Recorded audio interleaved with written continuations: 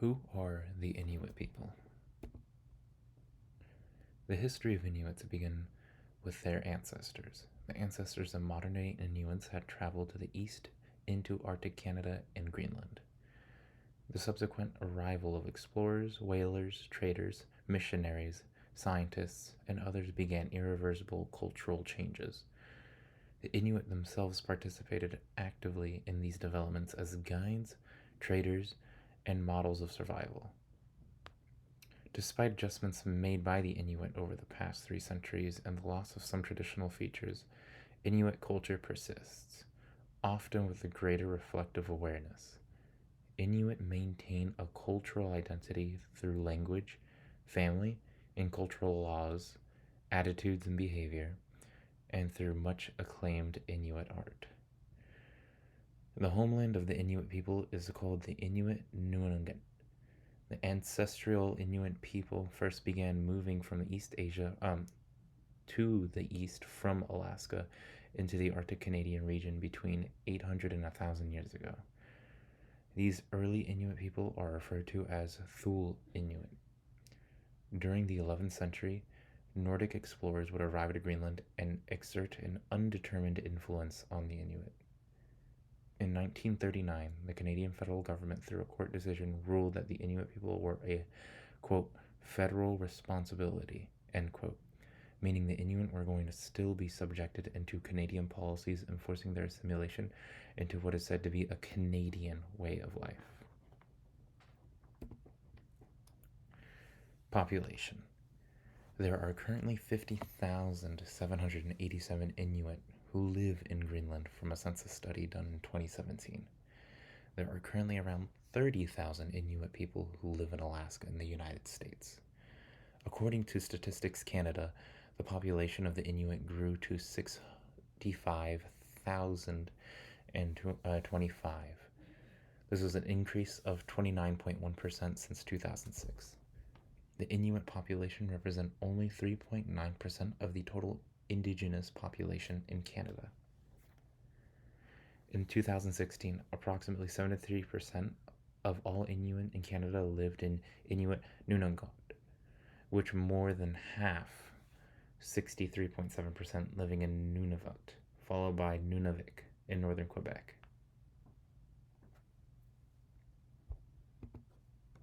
Culture. Inuit culture has been derived primarily from an exceptionally cold environment, overlaid in snow and ice. Dog sled were used as the basic means of transport on land. Inuit traversed water by using kayaks or umiaks, umiak or umiat. Clothing was made of caribou furs. This would provide warmth and protection from the harsh colds.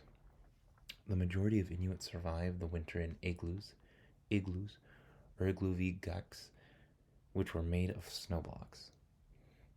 In semi-subterranean houses built of stone or sawed over wooden or whalebone framework would be how the Inuit would survive in igloos. During the summer, many Inuit lived in animal skin tents. Their basic social and economic unit was similar to a nuclear family, with the beliefs being animistic.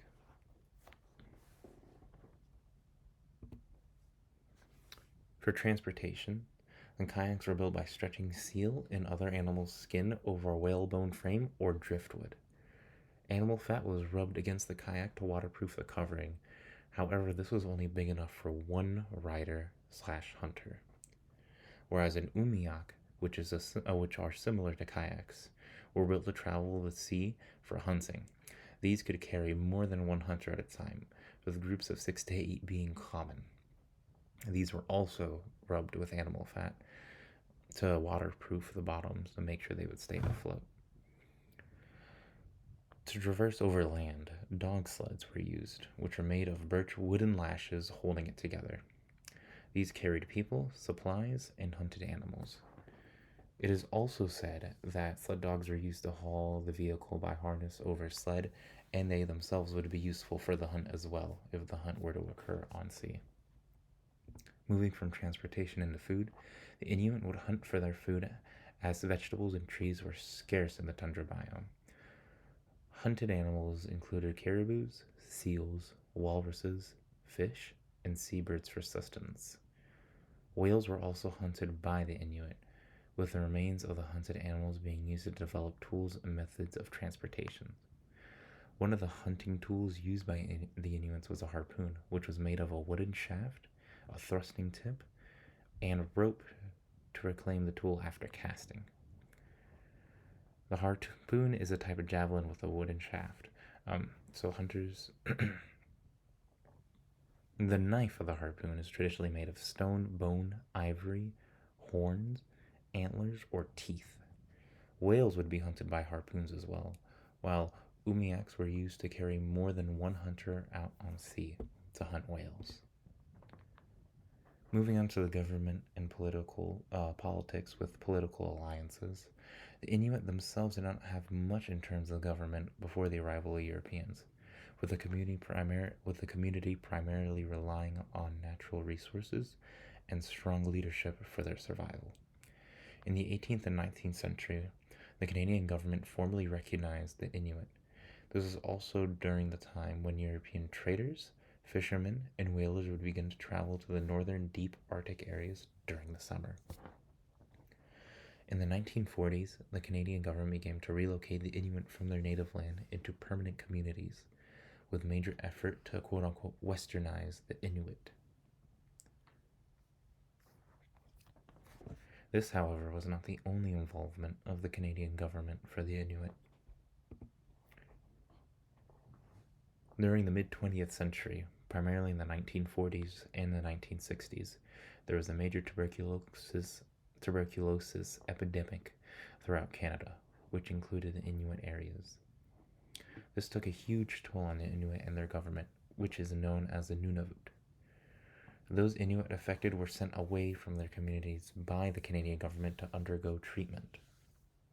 Those who survived were sent back into their communities, while those not as fortunate were placed to rest at the same treatment facilities and burials.